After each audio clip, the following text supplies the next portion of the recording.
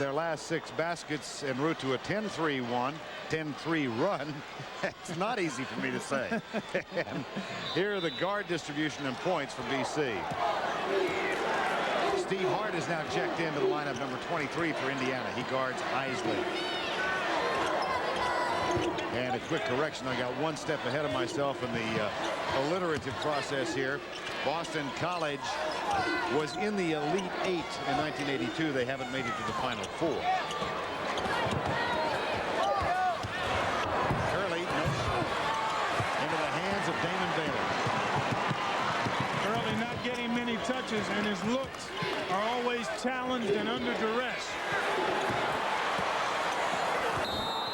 That will be Boston College's ball. Molinsky is checked back in now for BC, so we'll set the lineups for you. Huckabee brings the ball across the timeline. Isley, Molinsky, Curley, and Rabowski for the Boston College Eagles. Here's Huckabee, the elbow, short. The tip is good. Bill Curley.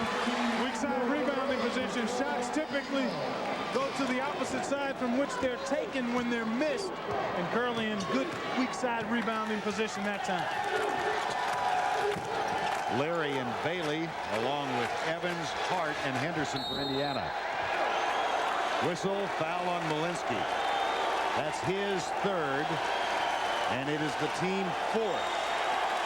Both teams right now, Vern, sitting on 4 team fouls. And I think as this game continues to be played at this pace, obviously your half-court execution and being able to defend without fouling will be key down the stretch. Pat Graham checks back in now for the Hoosiers. Bailey inbounds to Graham. 60-59 with 7:28 remaining. Coming up later tonight, UConn and Florida. Evans, 2 more.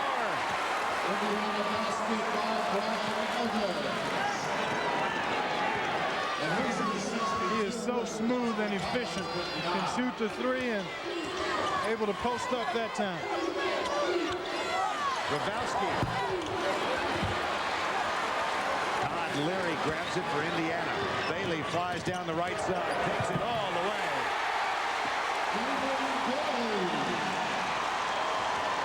The lead is 5. Well, the few transition opportunities this have belonged to Indiana. Another turnover. That's 11 for Boston College. This could be a dagger. But it's not going to be.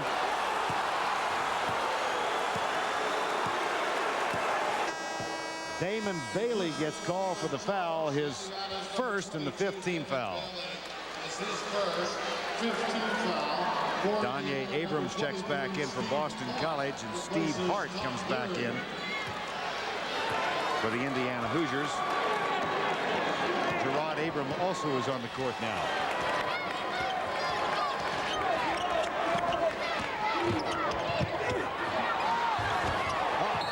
Henderson with a nifty defensive job. You see 3 white shirts around anybody that catches it in the paint. That's because they're so conscious of where the ball is, and everybody's ready to help out defensively for Indiana. So you need ball reversals if you're Boston College to try to move the defenders for IU. Abrams. That's big time work for a freshman, Vern. Yes, it is. Sit down in the post and then show a soft touch. Abrams has 4 points, 64-61, 5:45 to go. Bailey passes on the shot, finds Graham. Too strong, rebound Curley, Boston College. The 3, we're tied.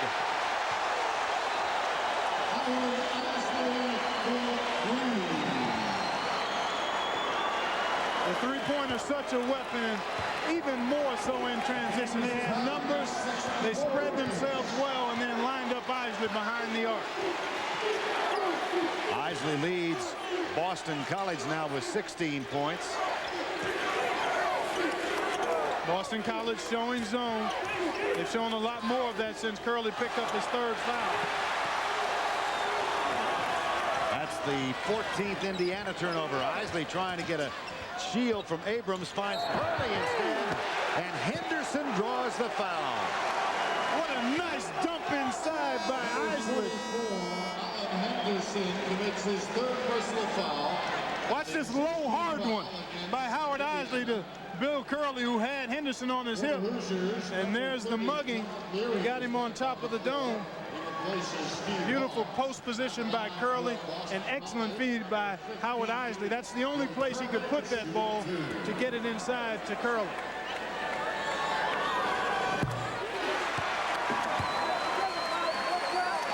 Take a look at the numbers here. 4 on 2, and they spread out for the triple. Mark it up. And tied it. There's another foul on Indiana. And that is the 7th team foul. Second foul on Damon Bailey. And now Indiana has committed 17 fouls.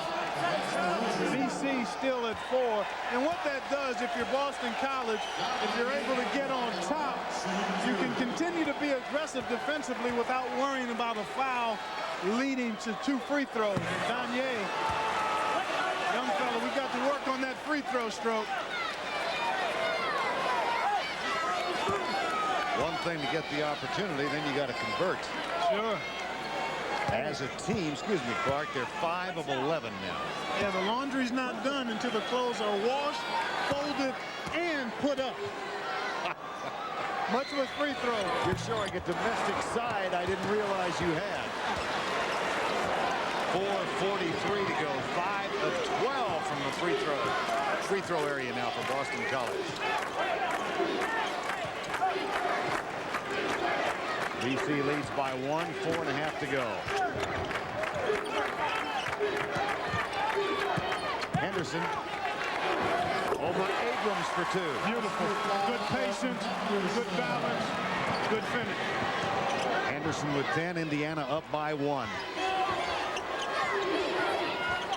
If you're Boston College, you've had success going inside. Don't get away from it now. Except Abrams has got to handle that pass.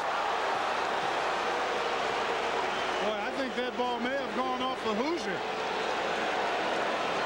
The official obviously saw it otherwise.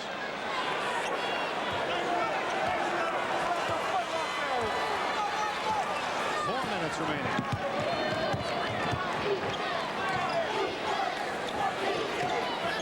Boston College back man-to-man now, which means you've got to talk and get over screens.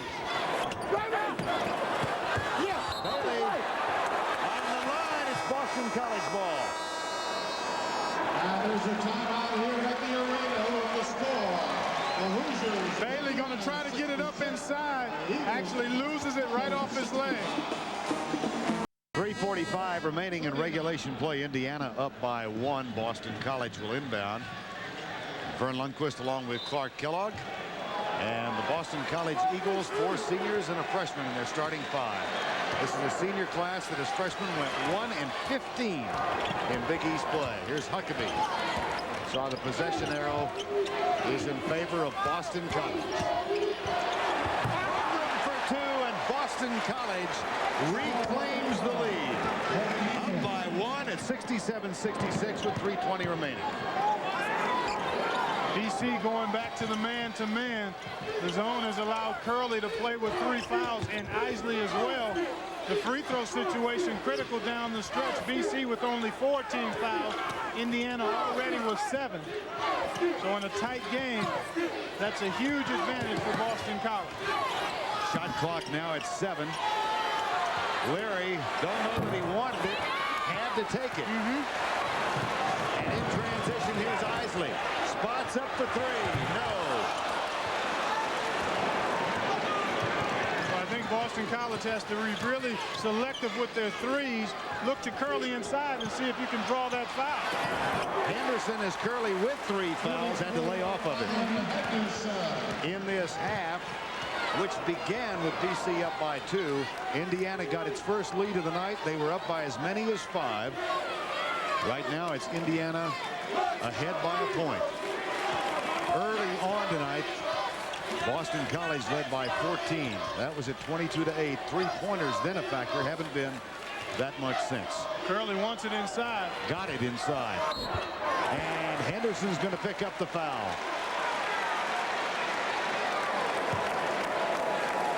Four fouls on Alan Henderson.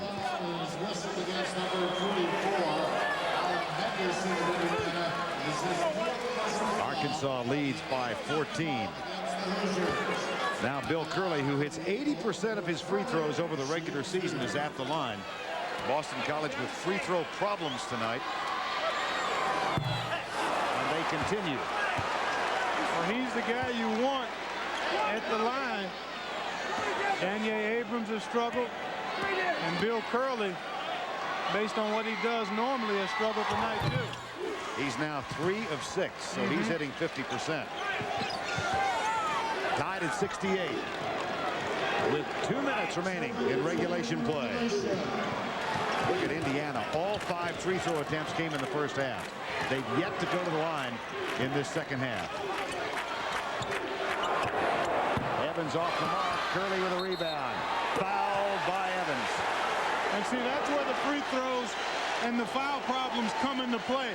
See, Boston College shoots the rest of the way. Indiana, BC still has 2 fouls to give before Indiana gets to the line on common fouls. Well, I don't know about that one. Brian Evans didn't make a lot of contact there.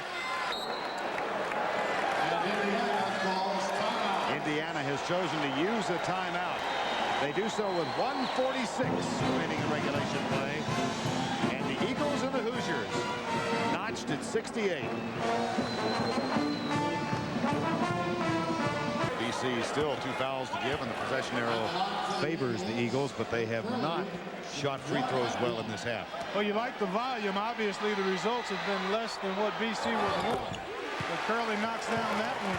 And again, the foul situation allows Boston College to be fairly aggressive at the defensive end, to apply pressure, to be aggressive in going after loose balls. Indiana, on the other hand, has to be rather tentative because of the foul situation. That one stayed in. Boston College by 2. 1:40 remaining. Bailey cutting.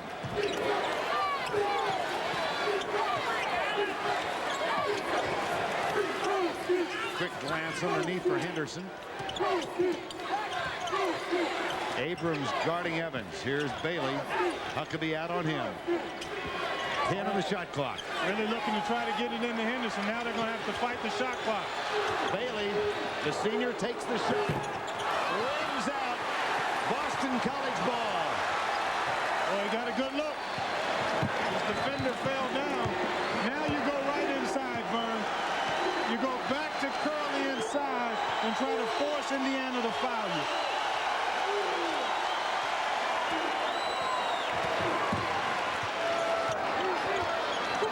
Henderson and actually Curley and Evans really going at each other. Abrams passes on the shot. Isley takes it.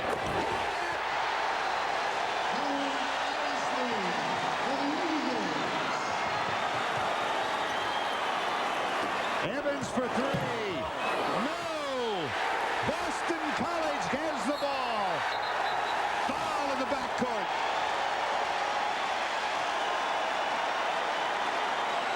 Gerard Abrams is not that good a free throw shooter. He looks like he's slightly injured, but he just told the official, Charlie Strange, that he's okay. You know, I met Gerard Abrams' uncle. They call him Uncle Joe. And he told me he sent Jim O'Brien the videotape that allowed Jim O'Brien to say, hey, this is a guy I'd like to have. And now he's at the line looking to give his team a 6-point lead. Indiana has called timeout. They've got 1 left.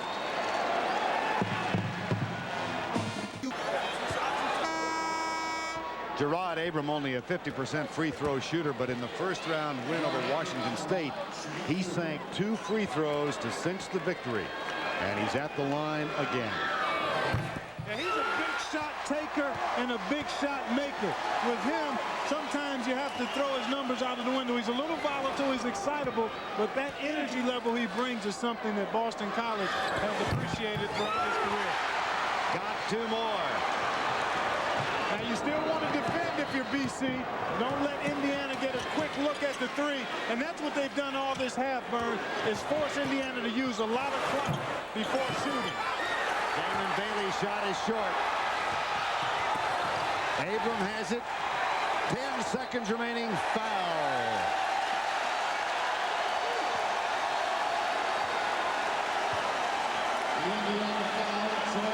The run may be over for the Indiana Hoosiers. And boy, did they max it out, Vern. I just looked at Pat Graham when he committed that foul. He grimaced because that left foot is hurting. Hasn't practiced for probably 4 weeks with any kind of consistency. Bailey, that pulled stomach muscle, one of the worst injuries you can have, athlete or not, especially when you're talking about basketball. And this team has really just fought and fought and fought. And they ran into Boston College Club that was able to make enough big plays down the stretch. How about this improbability as Pat Knight enters the game? 2 weeks ago, Boston College was blown out by Georgetown by 23 points, and that man's job was said to be on the line. Since then, having obtained an invitation to the NCAA tournament, all they've done is knock off Washington State, North Carolina, and they're 10 points away from whipping Indiana. Foul on Pat Graham. And the thing about it is, not only did Jim O'Brien have to go through tremendous adversity with this program and team, but personal tragedy stepped into his life recently, well, in the last 3 years. And I tell you what, he's got to be feeling tremendous right now for these kids and the way they've been able to grow each year and now still alive in the tournament. Those of you around the country may not know that Jim O'Brien lost his wife, who was his college sweetheart, Christine. Her heart failed her 3 years ago. He has 2 daughters, Amy and Erin, both great athletes. And this one-time star guard at Boston College, whose job was said to be in jeopardy, has his team in the Elite Eight.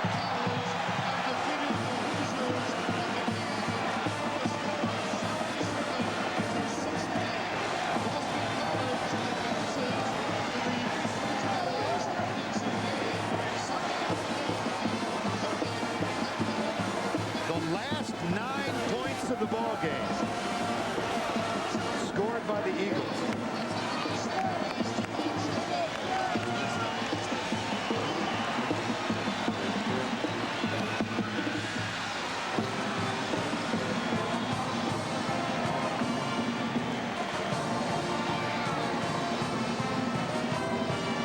The improbable journey will continue.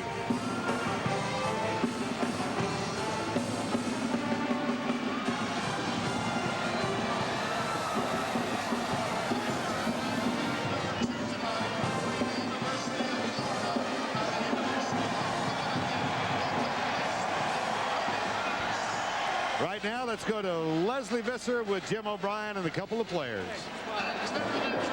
Well, Boston College's magical history tour continues. Congratulations on to the regional final. Jimmy, you beat Carolina and Indiana back-to-back. How'd you do it? Well, I think it just shows a lot of character on the part of these kids. They've just really dug down, and they've played with a lot of heart and determination right now, Leslie. Well, Harold, you hit the shot with 8 seconds left on the shot clock. What were you looking to do there? We were looking to go inside, but it didn't open up, and I saw I could take my man to the basket and pull up, and that's what I did.